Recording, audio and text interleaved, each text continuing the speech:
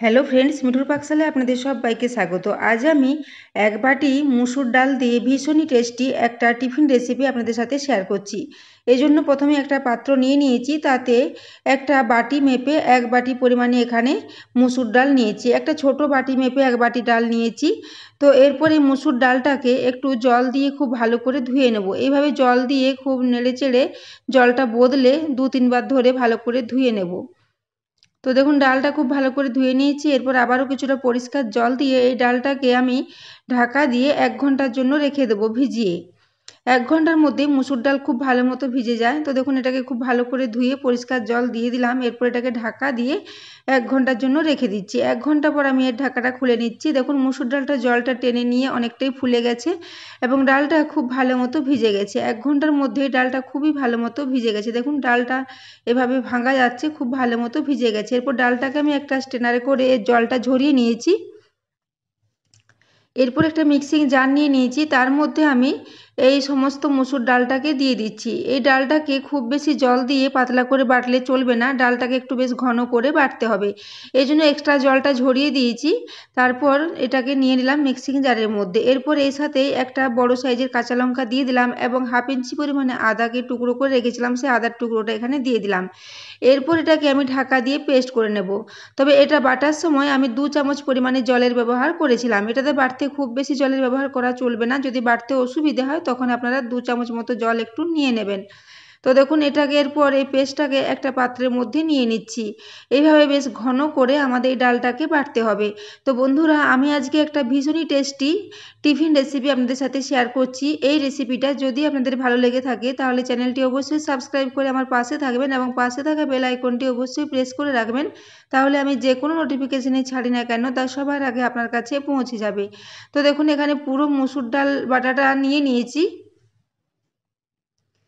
এরপর এই ডালের বাটার সাথে আমি নিয়ে নিচ্ছি, যে বাটি মেপে আমি মুসুর ডালটা নিয়েছিলাম সেই বাটিরে 1/2 বাটি পরিমাণে সুজি।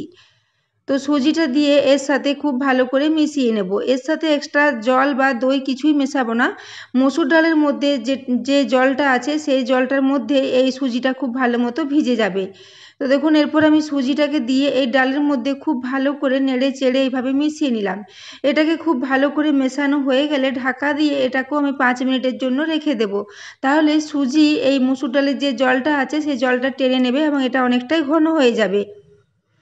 তো দেখুন 5 মিনিট পর আমি ঢাকাটা খুলে নিলাম। এখন মসুর ডালের জলটা সুজিটা অনেকটাই টেনে নিয়েছে, তারপরে মিশ্রণটা এখন অনেকটাই ঘন হয়ে গেছে।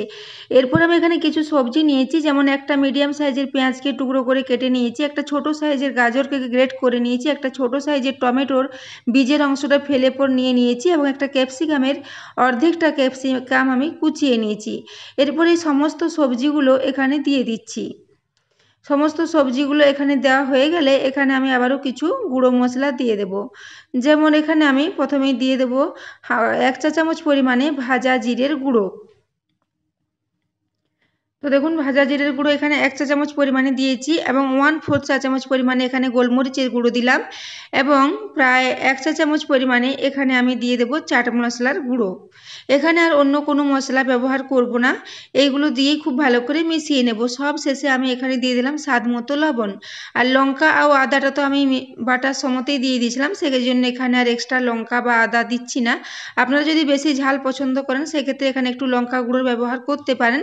তো যেহেতু আমি এটা বাচ্চাদের টিফিনের জন্য বানাচ্ছি সেজন্য খুব বেশি লঙ্কার ব্যবহারটা করিনি। তো এই সব কিছু দিয়ে একটু হাতের সাহায্যে খুব ভালো করে মিশিয়ে নেব। এই ডোটা খুব বেশি শক্ত হবে না, এরকম একটু নরম টাইপের ডো হবে। তো দেখুন এরপর সবজিগুলো দিয়ে খুব ভালো করে এটাকে নেড়ে চেড়ে মিশিয়ে নিচ্ছি।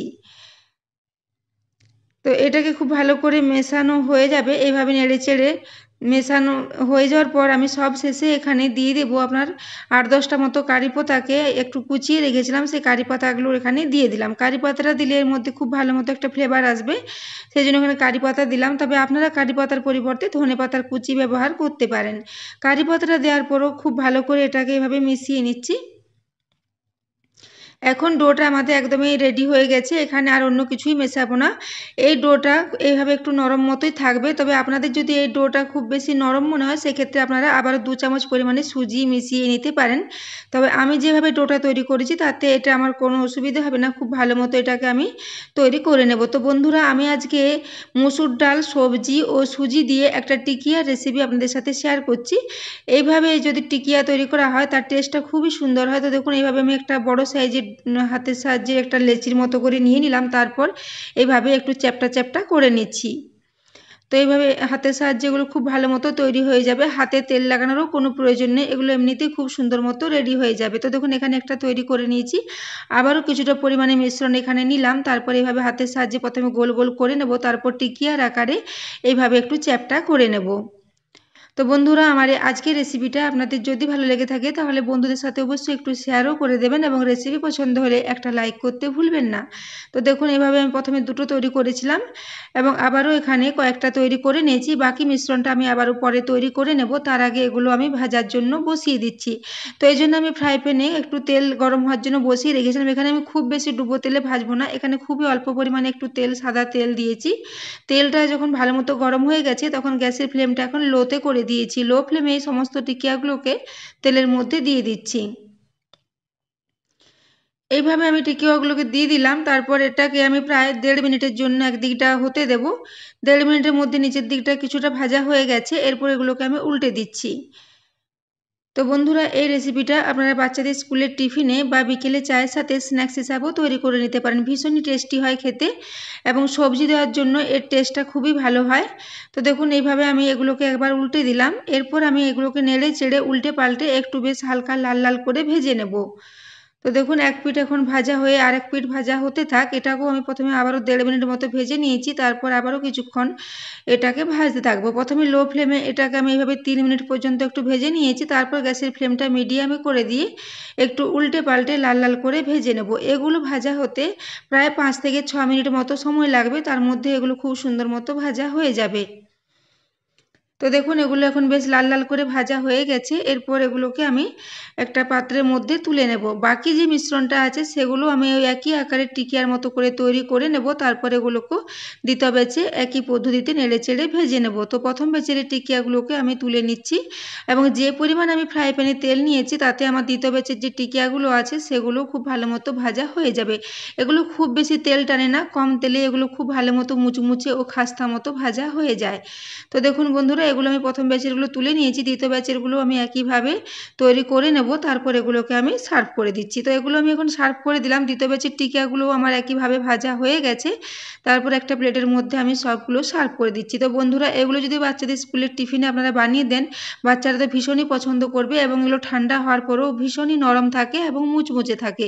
তো দেখুন, এরপর আমি এগুলোকে সব একটা প্লেটের মধ্যে নিয়ে নিলাম, এবং এরপর আমি আপনাদের দেখিয়ে দিচ্ছি, আপনারা শব্দটা শুনেই বুঝতে পারছেন যে উপরটা কতটা খাস্তা ও মুচমুচে হয়েছে, এবং সুজি দেওয়ার জন্য এর ভেতরটা খুবই নরম হবে।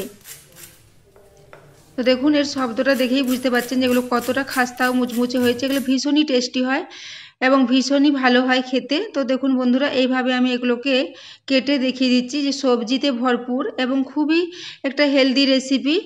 তো দেখুন, এরপর আমি এগুলোকে একটা করে কেটে দেখিয়ে দিলাম কতটা নরম হয়েছে, ভিতরটা ভীষণই নরম হয় এবং উপরটা ভীষণই খাস্তা ও মুচমুচে হয়। তো বন্ধুরা, এই রেসিপিটা আপনারা বাড়িতে অবশ্যই ট্রাই করবেন এবং কমেন্ট সেকশনে জানাবেন যে আপনাদের কেমন লেগেছে। তো এতক্ষণ পর্যন্ত এই রেসিপিটি দেখার জন্য আপনাদের অশেষ ধন্যবাদ। আবারও চলে আসবো নিত্য নতুন কোনো ভিডিও নিয়ে, ততক্ষণের জন্য ধন্যবাদ।